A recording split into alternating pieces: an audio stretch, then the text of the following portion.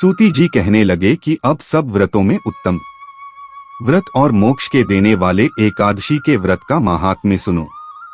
एकादशी तिथि कृष्ण पक्ष की हो या शुक्ल पक्ष की, अन्न नहीं खाना चाहिए।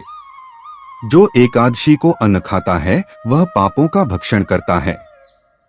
एकादशी का व्रत माता के समान उसकी रक्षा करता है। नारद जी कहने लगे कि राजन, अब एक इतिहास सुनो।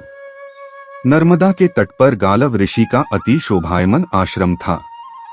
गालव का भद्रशील नाम का एक पुत्र था जो विष्णु का परम भक्त था। वह बालकों के साथ भगवान की मूर्ति मुझ बनाकर पूजन किया करता था।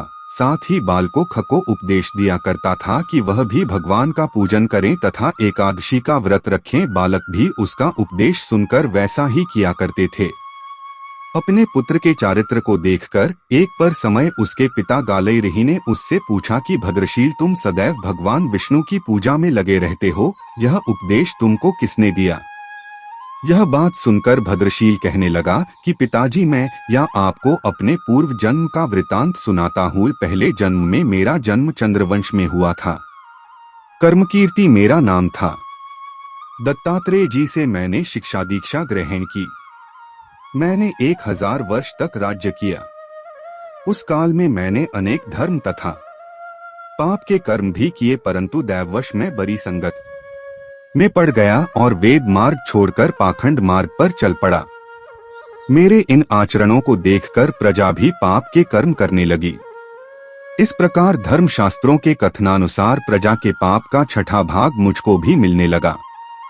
एक दिन हम शिकार खेलने के लिए वन में गए। अतएव सारे दिन भूखे और प्यासे ही रहे, खाने को कुछ नहीं मिला। घूमते फिरते हम मार्ग भी भूल गए और शाम को नर्मदा नदी के किनारे पर पहुंच गए। उस दिन एकादशी का व्रत होने के कारण वहां पर एकत्रित अनेक वैष्णव भगवान का कीर्तन कर रहे थे।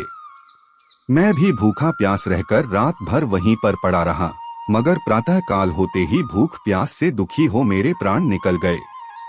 उसी समय यमराज के दूत मुझको पापी समझकर मारते पीटते यमराज के पास ले गए।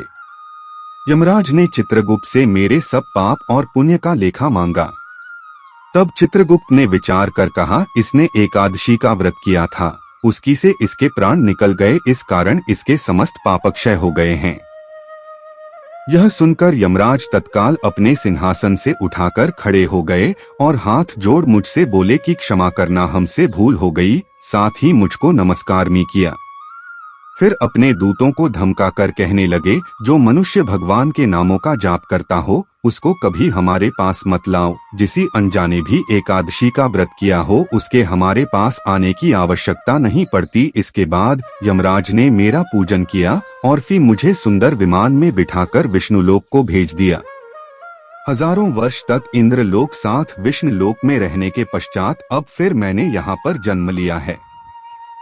जो कोई इस कथा को पढ़ता है अथवा सुनता है उसके सभी पाप नष्ट हो जाते।